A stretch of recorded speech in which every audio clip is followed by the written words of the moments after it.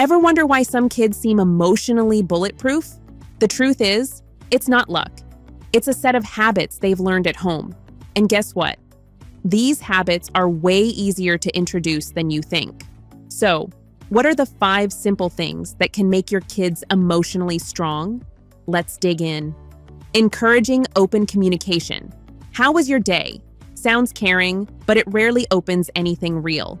In fact, a 2018 study from the University of Chicago found that over 67% of children respond with one-word answers when asked broad, generic questions. The reason feels simple, but the psychology behind it feels deeper. The human brain struggles with vague prompts. When a child hears, "How was your day?" their mind scans 8 hours of memories and freezes. Too much information, too little direction, so they default to fine. But something strange happens when the question becomes specific. Ask, "What was the funniest thing that happened today?" and watch their faces shift. Suddenly, the brain has a target. One memory, one story, one emotion. And now a real conversation begins. Psychologist Dr. Laura Markham, author of Peaceful Parent, Happy Kids, puts it clearly: connection happens through curiosity. The quality of the question determines the depth of the answer. That one line explains why open communication works. You are not extracting information, you are inviting storytelling. Here is the part most parents miss. When kids talk about their day, they rarely talk about facts. They talk about feelings hidden inside events. A teacher raised their voice, a friend ignored them, someone laughed at their shoes. These moments look small, but the emotional processing underneath shapes how their brain handles stress. In 2019, the American Psychological Association published a report showing that children who regularly discuss daily experiences with parents show 40% higher emotional resilience by adolescence. The key factor felt surprising. It had nothing to do with advice. It had everything to do with being listened to without interruption, because the brain learns emotional regulation through verbal labeling. When a child says, "I felt embarrassed," the prefrontal cortex activates. That area controls impulse and stress. As a result, talking literally rewires the brain to manage emotions better. This process appears in MRI scans. Researchers at UCLA found that naming emotions reduces activity in the amygdala, the fear center of the brain.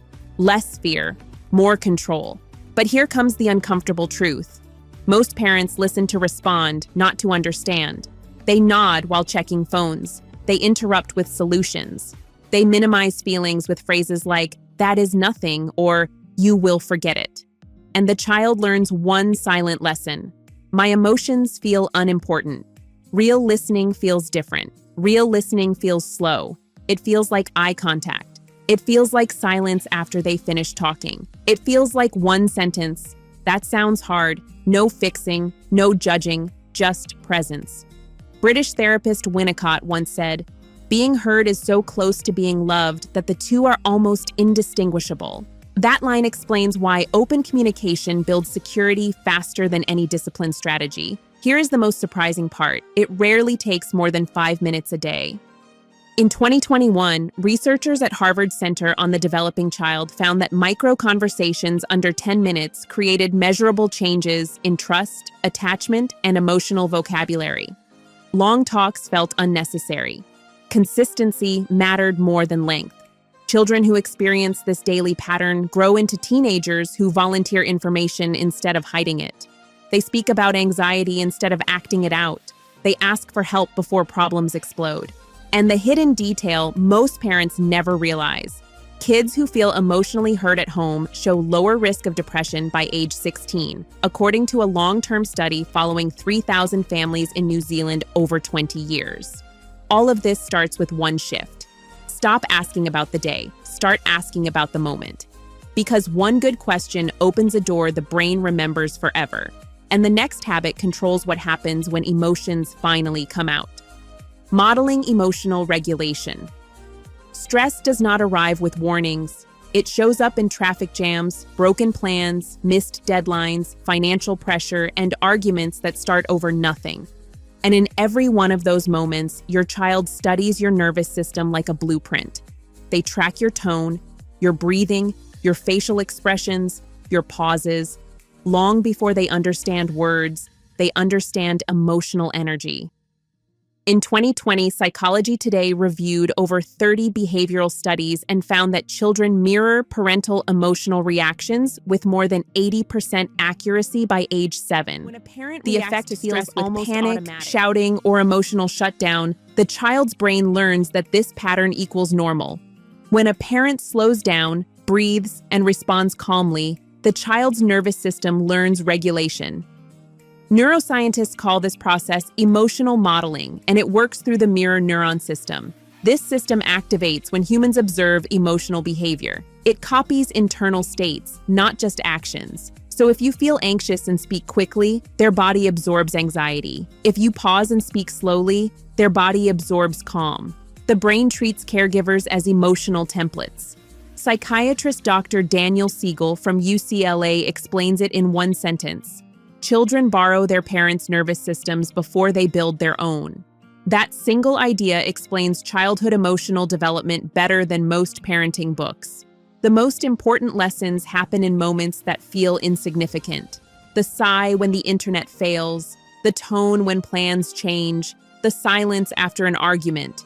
Those micro reactions teach emotional rules.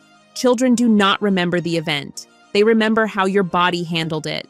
In 2017, researchers at Stanford University measured cortisol levels in children after observing their parents handle mild stress tasks. Children whose parents showed calm emotional responses had 32% lower stress hormones when placed in similar situations. Their bodies learned calm through observation alone. Here is where most parents misunderstand emotional regulation. It has nothing to do with suppressing feelings. It has everything to do with repair. Losing your temper does not damage a child. Pretending it never happened does. When a parent says, "I reacted badly, I felt overwhelmed, I will try again," something powerful rewires in the child's brain. They learn accountability, they learn reflection, they learn that emotions feel real, but behavior remains a choice. Long-term studies show this pattern predicts adult emotional health. A 25-year study from King's College London followed families across 3 generations and found that children whose parents practiced emotional repair showed higher conflict resolution skills in adult relationships. They apologized more easily. They reacted less impulsively. They felt safer expressing difficult emotions. One everyday moment reveals everything. A child spills juice on the floor. One parent shouts. Another parent breathes and cleans. Both teach. One teaches fear, one teaches problem solving. The nervous system remembers which environment felt safer. And here comes the lesser-known detail. Children exposed to consistent emotional regulation show stronger prefrontal cortex development by adolescence, according to neuroimaging research from McGill University. That region controls impulse, planning, and emotional inhibition. It literally shapes decision-making capacity later in life. So every time you pause instead of reacting, you train a brain that will one day handle pressure without collapsing. Every calm response becomes a future coping mechanism. Every repair mistake becomes emotional intelligence. Your reactions today quietly program how they respond to stress 10 years from now. But the next habit determines whether they chase growth or fear failure. Praising their effort. "You are so smart. You are so talented. You are the best." These phrases sound supportive, yet decades of research show they create an invisible psychological trap. In the late 1990s, psychologist Carol Dweck at Stanford University began studying how praise affects motivation. Her experiments with thousands of children revealed a pattern that surprised even educators. When children are praised for intelligence, they become more afraid of failure. When they are praised for effort, they become more willing to take risks. One of her most famous experiments involved 400 fifth-grade students. All of them solved the same puzzle. Half were told, "You must be really smart." The other half heard, "You must have worked really hard." Then both groups received a harder puzzle. The result felt dramatic. 2/3 of the intelligence-praised group quit early. The effort-praised group persisted longer, even when the task became frustrating. The difference came from one belief. Intelligence praise creates a fixed identity. effort praise creates a growth identity. Children who hear "you are smart" learn that their value comes from being naturally good. Failure becomes a threat to identity. Children who hear "you worked hard" learn that improvement stays possible. Failure becomes feedback. Brain scans later confirmed this. In 2012, researchers at Columbia University found that effort-focused children showed higher activation in the anterior cingulate cortex during mistakes, a region associated with learning and error correction. Intelligence-focused children showed higher activity in the amygdala, the fear center of the brain. One group processed mistakes as danger. This changes how children behave in real life.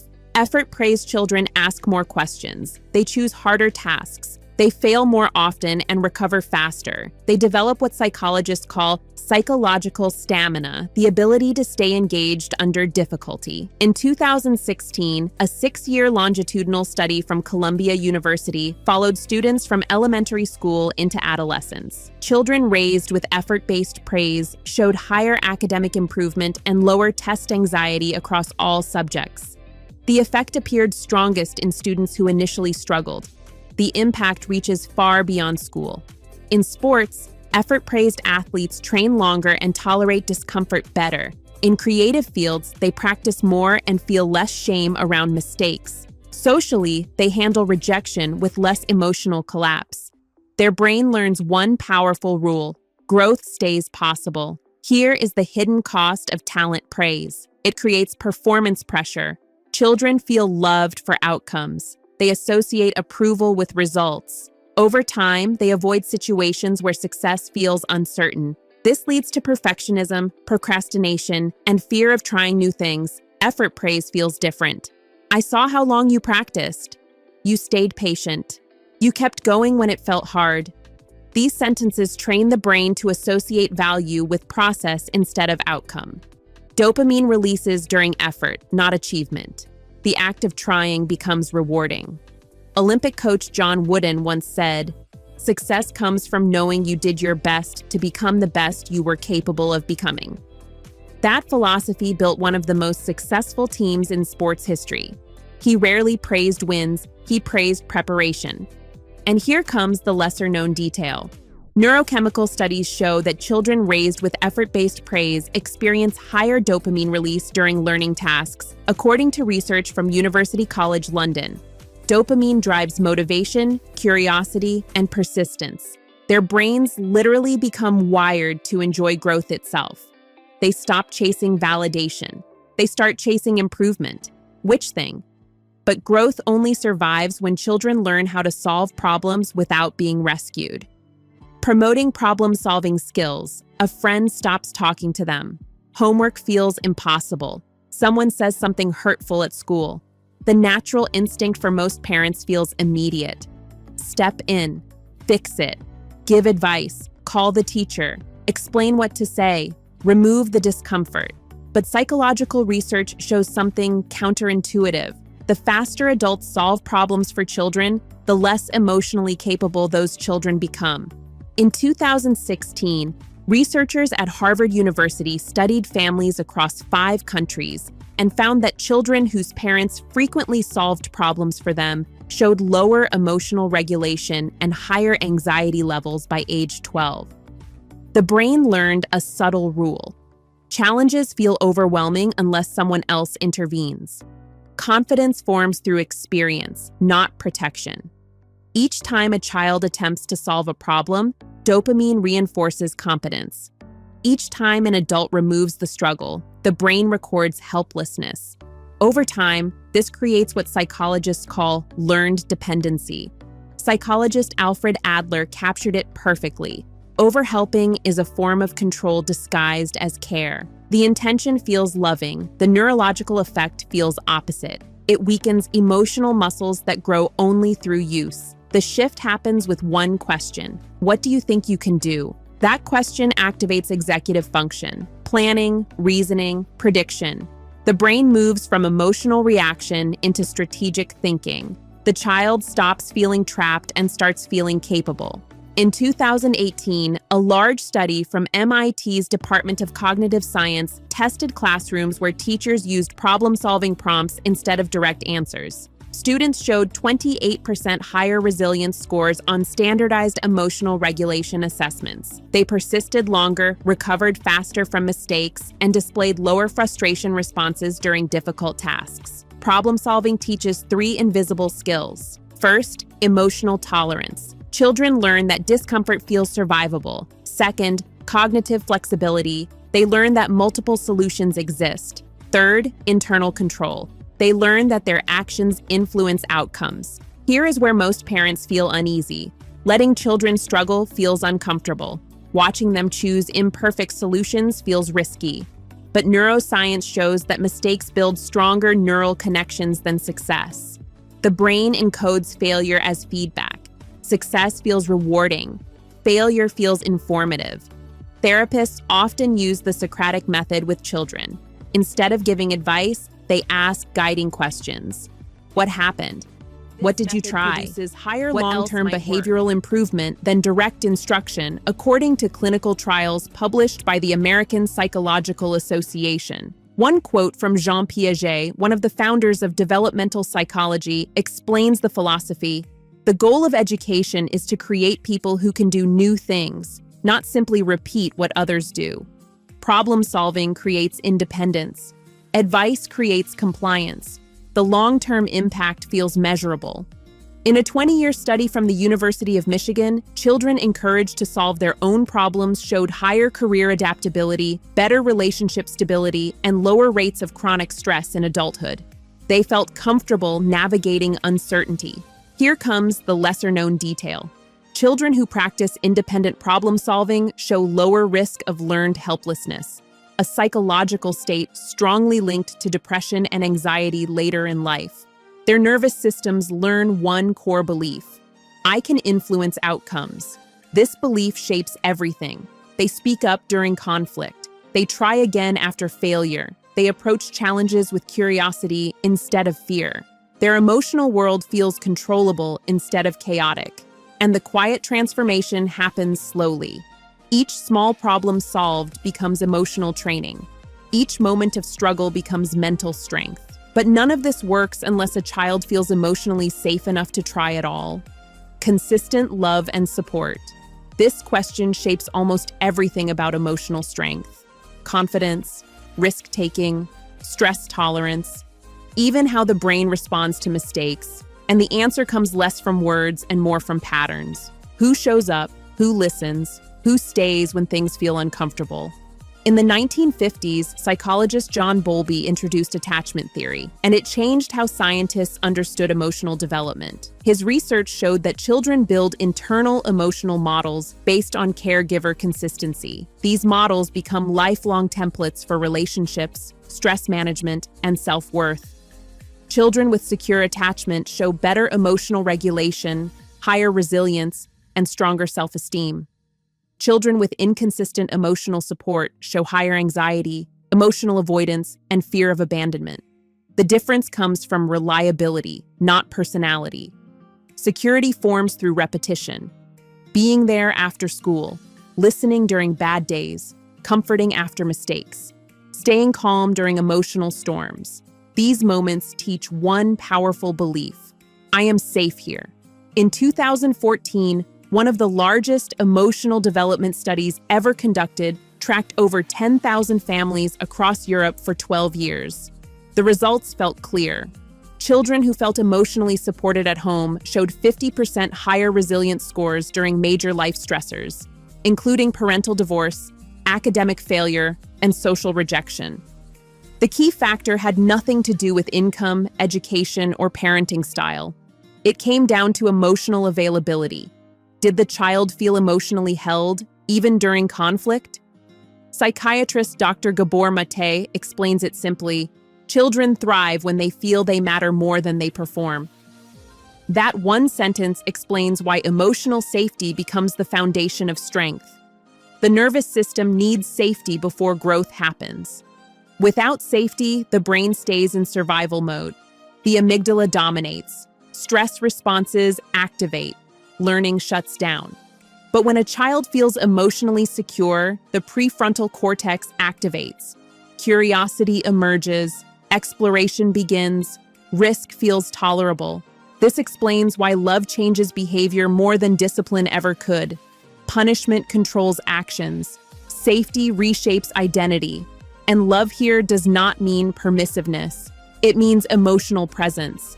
A hug after failure. Patience during frustration. Listening without judgment. Reassuring without conditions. Staying emotionally available even when the child feels difficult. In 2018, researchers at University of Washington found that children who experienced consistent emotional warmth from parents showed lower cortisol levels during stressful situations. Their bodies regulate stress more efficiently. Emotional support literally shaped their physiology. Here comes the part most people never hear. Consistent emotional support increases oxytocin production in children, according to neurochemical research from University College London. Oxytocin strengthens trust, bonding, and emotional stability. It makes the nervous system feel safe by default. This creates long-term effects. Adults who experienced secure attachment as children show higher relationship satisfaction, better emotional communication, and lower risk of anxiety disorders. They trust people more. They trust themselves more. The most powerful detail feels simple. Children who feel unconditionally supported take more healthy risks. They try harder. They recover faster. They fail without belonging. They internalize one emotional rule: I am loved even when I struggle. And that belief becomes psychological armor. It protects against shame. It buffers against rejection. It creates emotional flexibility under pressure. So when everything else fades, grades, trophies, achievements, this remains a nervous system trained in safety, which means when they face the world alone, their brain already knows one truth: I can handle this. If this changed how you think about parenting, let us know in the comments below. And if you're ready to dive deeper into building stronger emotional bonds, hit that next video on your screen right now. Trust me, you won't want to miss what's coming up next.